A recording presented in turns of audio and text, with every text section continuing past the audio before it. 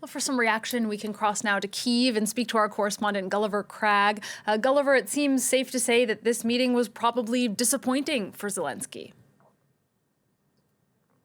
Absolutely. Not disastrous, but certainly disappointing. The Ukrainian president was reportedly surprised when he arrived in the United States to learn that Donald Trump had spoken to Vladimir Putin and that they were planning another meeting. And the rhetoric on supplying these Tomahawks markedly shifted before the meeting with Volodymyr Zelensky even started. Donald Trump was saying that actually the US maybe needs them and clearly showing less enthusiasm for supplying them to Ukraine than he had been in previous days. But perhaps more important than the Tomahawks is the shift in Donald Trump's rhetoric. The Ukrainians had the impression that they were making progress in convincing Donald Trump that Vladimir Putin didn't really want peace and that he was essentially bluffing or tapping the US president along, to use the expression that Donald Trump once used. And now Donald Trump is back to saying that he does think that Vladimir Putin wants peace. And this kind of line about letting history decide is obviously something that sounds really very unpleasant to the ears of Ukrainians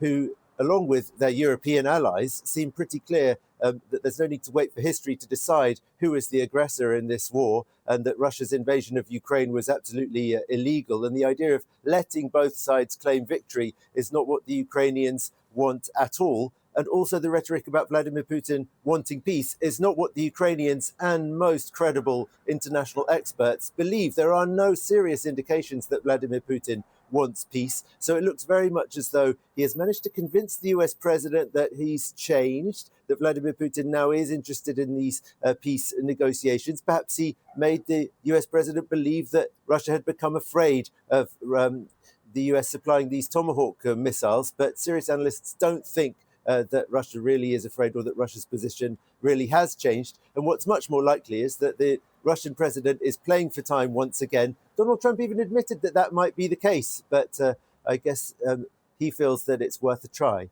The Ukrainians have no choice but to play along with and to agree with what the US president is saying. And that's why we saw Volodymyr Zelensky very conciliatory after the meeting with Donald Trump, trying to put a brave face on things. But this is not the meeting that he was hoping for. Yeah, Ukraine will not be getting those long-range US Tomahawk missiles, at least not right away. Can they do without them, Gulliver? I mean, how are things going on the battlefield?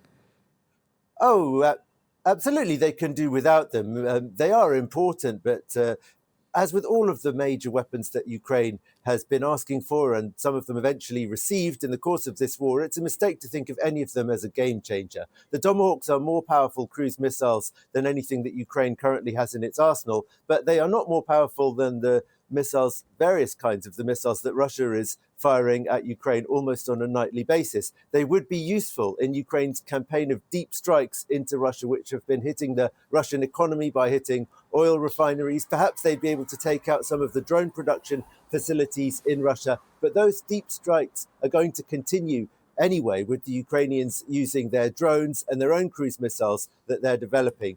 The impact of the Tomahawks on the front line would only be indirect if Russia could be weakened via these deep strikes. On the front lines, the war is being fought by short-range drones, most importantly, which are mostly produced in Ukraine now.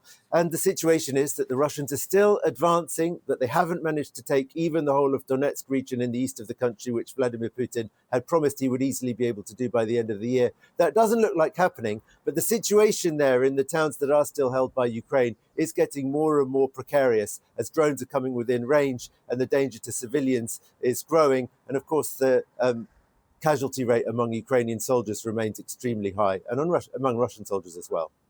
All right, Gulliver, thank you so much, as always, for those updates. That's our correspondent there, Gulliver Cragg in Ukraine.